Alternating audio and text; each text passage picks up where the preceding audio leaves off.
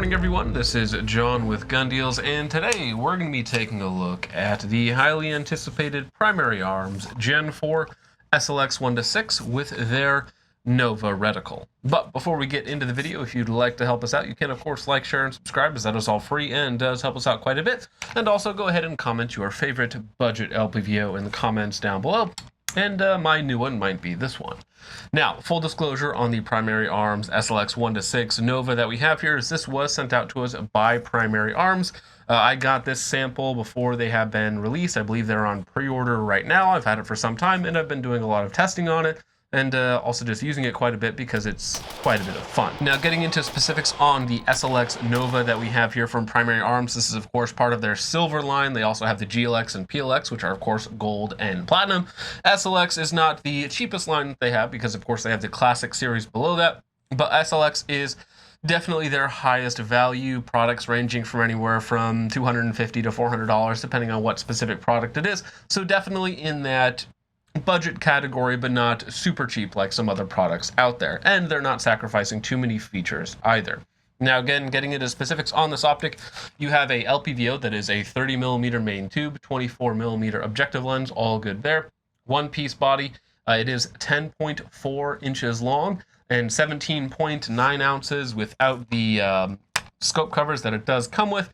Those usually break whenever I'm using them, and of course I do drop all my optics, so they usually fall off, or I end up just not using them at some point. Now, in terms of size and weight compared to other LPVOs, 17.9 ounces is definitely on the lower end of the spectrum in terms of weight. 10.5 inches is pretty standard. It's not quite a compact LPVO, but fairly standard. Sub 18 ounces is very good. That means even with a slightly heavier mount like this worn 193, you're looking at a total package of like 22, 23 ounces, which is lighter than some basic other LPVOs out there. Now, getting into some of the features that you get with the SLX, this is a mil optic, so this is in mil increments. I believe the windage and elevation are in 0.1 mil increments. Fairly decent as well. Nothing too special. This is definitely more of a set and forget style of optic, as you really don't want to be messing with the turrets all that much. Now, on the left-hand side of the optic, we of course have our illumination dial, which does control perhaps the best illumination on an LPVO on the market currently. We'll get into that later. That's basically the main selling point of the optic, though there are also some very good features that we're about to get in as well. Now, all of the new SLX lines also come with a removable throw lever that has 2 screws holding it in place, and so they're also compatible with other throw levers. Primary Arms is coming out with a bunch of different designs, taller ones, shorter ones, so on and so forth. So you can get one if you don't like the one that it comes with. You can get one that fits your needs, or you don't have to have it on there at all because, again, it is removable. Now, moving back from there, the last thing on the optic body is going to be the rear diopter for adjusting the reticle to your eyes. Everybody's eyes are a little bit different, so you want to make sure that that reticle is sharp and clear to you. You don't really want to be using it to adjust the way the image looks, because of course it's meant to focus the reticle to your eyes, not necessarily adjust the way the image looks. Now, getting into some of the usability aspects, that's going to be your eye relief, your eye box, and your field of view. Eye relief on the scope is rated at 4 inches at 1x, and you do get a very, very forgiving eye relief at 1x, as well as a pretty forgiving eye box as well. So you can definitely use it in less conventional positions, around cover, on top of cars, in cars, so on and so forth. It is definitely very usable at 1x in terms of its eye relief and eye box. Now, of course, whenever you go up to 6x, the field of view, or not the field of view, but the eye relief and eye box does tighten up quite a bit. It's still very usable, but again, if you're at 6x, you're probably beyond 200-300 yards, hopefully in a fairly stable position. But just note that it does tighten up quite a bit. It's still forgiving for 6x magnification, but again, it is going to be quite a bit tighter than what you're getting at 1x. Now, the field of view on the optic is another stellar performance aspect. You have a field of view of 1x at 1x of 120 feet, which, if you know my rating, anything above 100 is good, anything above 110 is very good, and anything above 120 is top tier phenomenal. So this does have a field of view, again, at 1x at 100 yards of 120 feet, which is top tier phenomenal. Again, there's only a handful of products on the market that are going to have a better field of view than this optic. 120 feet is excellent. And now, while that is nice to have at 1x because it gives you almost like a widescreen look, you can just see a ton through the optic, Where that really is going to start to pay off is at all the other magnification ranges, where of course you can see more of that magnified image, 2x, 3x, 4x, 5x, 6x, so on and so forth. So in terms of actually using the optic, it is a very easy optic to use. Again, at 1x, you have a very forgiving field of view, very forgiving eye box, eye relief. That does tighten up a little bit as you increase the magnification, but it is still definitely what I would consider to be usable, again, paired with a phenomenal field of view. Now, getting into the glass quality itself, this is a Chinesium optic, so you're going to be getting glass quality on par with most other budget Chinesium scopes, which is actually pretty good. This is going to be, again, nothing special. It's definitely going to be bright enough, crisp enough. I did not notice any terrible, chromatic aberration or just being really dim. Again, it's bright enough, it's crisp enough. It's nothing to write home about. It's certainly nothing special, but it is going to be just fine, especially when you're considering a price point, I believe, of about $340.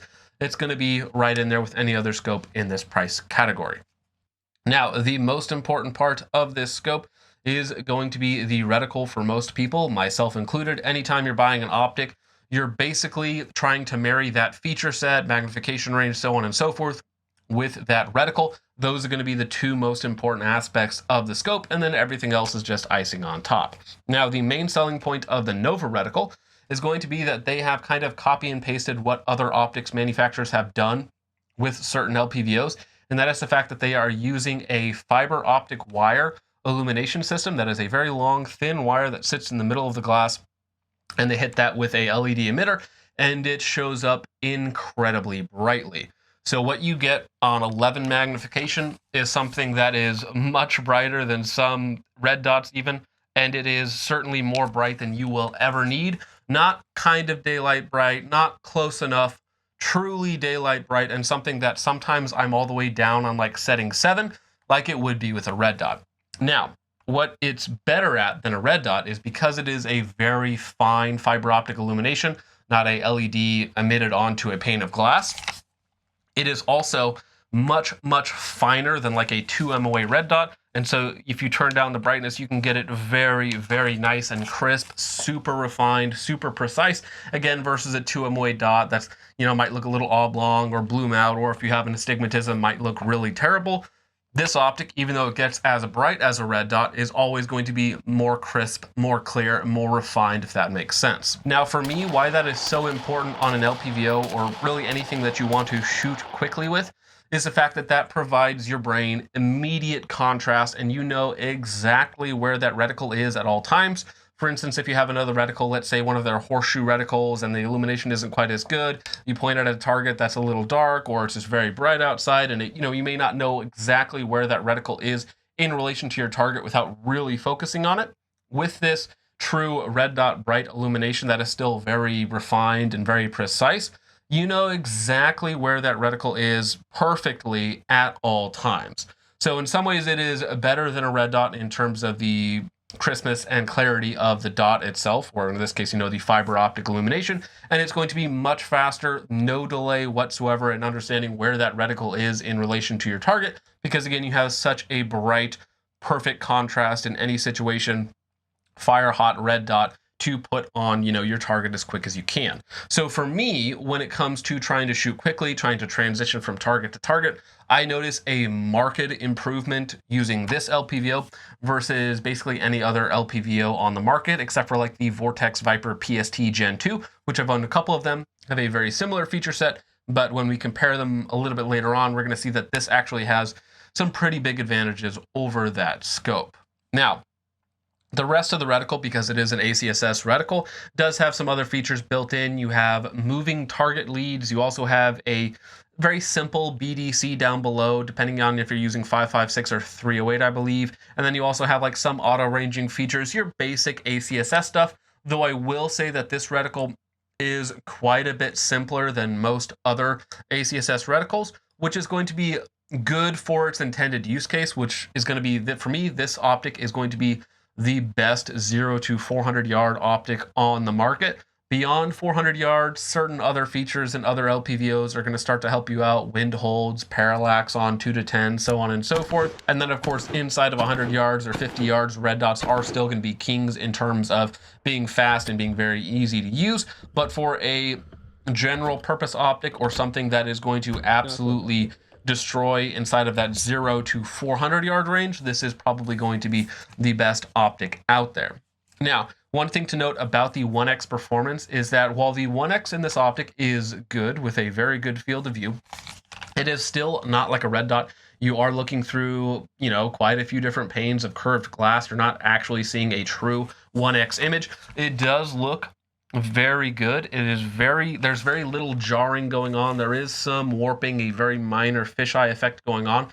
So the 1X performance is not perfect, though again, if you practice or train with it at all, you're going to be very, very fast with it. In terms of like true performance, maybe it's a couple percentage points slower than like a red dot in terms of like speed of picking it up, so on and so forth. So the 1X performance is going to be very good when compared to other LPVOs.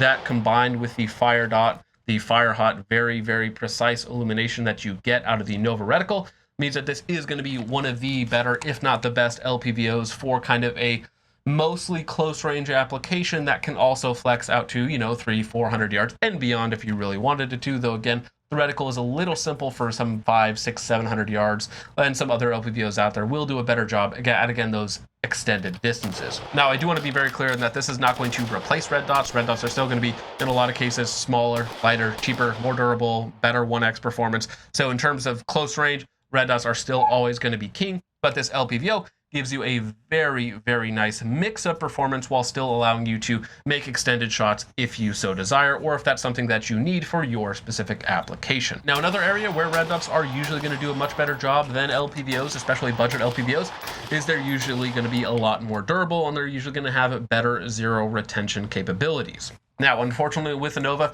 we did do a shoulder height drop just onto dirt and rocks. So we start out, we do a 5-round control group at 50 yards. I think I was just using some really cheap ZSR M193, not particularly accurate ammunition. We do a shoulder height drop on top of the optic, and then do another 5-round group. Now, it was done in this Warn 193 with the 2 cross bolts torqued down to 65 inch-pounds and then 25 inch-pounds on the 8 screws on the rings. And unfortunately, after the shoulder height drop, we got a shift in zero of about 4 inches up and to the left, just a little bit, which translates to about 8 MOA. Now, the optic is fine. It was able to be re-zeroed and didn't have any issues. The turrets themselves did not move because I did check them and they were all just fine. So there was some sort of internal shift that allowed it to not maintain zero after a very sharp impact. And that is going to be very common with a lot of budget LPVOs or just budget scopes in general. Even some very high-end scopes will still have a noticeable shift in zero. So that is definitely a noticeable shift in zero. That will start to make a difference, really anything beyond 50 yards. Sometimes maybe if it's a very small target at 50 yards, you might miss it. Because again, that's 4 inches at 50 yards. At 100 to 300 yards, you are definitely going to be off target. So even if that is par for the course for most scopes, it is still somewhat disappointing to see. Maybe if you had a better scope, though I do think that the Warn 193 mounts or the other Warn mounts that I have are very good in terms of their durability and strength. It is still disappointing to see and definitely something that you should keep in mind. And when we compare it to my previous favorite LPVO, the Vortex Viper PST Gen 2 1:6, which has the exact same fiber optic illumination system as this one does, the Vortex Viper PST Gen 2 is made in the Philippines, has slightly higher glass quality, and has a slightly better 1X performance. It has a little bit more flat, a little bit truer of an image than this does. But that optic is also $150 to $200 more expensive. It's also 6 ounces heavier, and that optic also had shift in zero when given a shoulder height drop, just like this did. So this is going to, again, give you 99% of the same performance, if not a little bit more in terms of field of view, eye box, eye relief. It's also going to be 6 ounces lighter, and in some cases nearly $200 cheaper, which is going to be a huge selling point for a lot of people. So if you're going to pick up this or the Vortex Viper, I would say at this point, now that this optic exists, there is almost no reason to pick up the Vortex Viper PST Gen 2 1:6, because this optic, again, does basically all of those things for way less money and way less weight as well. So this is definitely again, for most people, this is the optic that I would recommend, and the Vortex Viper is just an old optic that probably needs a refresh. Now, personally, I think primary arms should basically discontinue all of the chevron and horseshoe-based reticles. They should all just switch over to the Nova style of illumination. It would be really cool to see them bring out some more variations of that reticle, like with a Griffin mill below it and all of your auto-ranging features, but instead of the chevron and horseshoe, just go with the Nova fire illumination in the center, and that would be awesome. So, at the end of the day, I think that the primary arms SLX Nova is going to be probably the best LPVO currently, especially when you consider price to performance in the 0 to 400 yard use case application. It's going to be certainly one of the best up close. Very good 1x performance, perfect illumination, very, very good eye box, eye relief, field of view is phenomenal as well. A very usable optic with, again, perfect illumination, going to be absolutely amazing at 0 to 400 yards.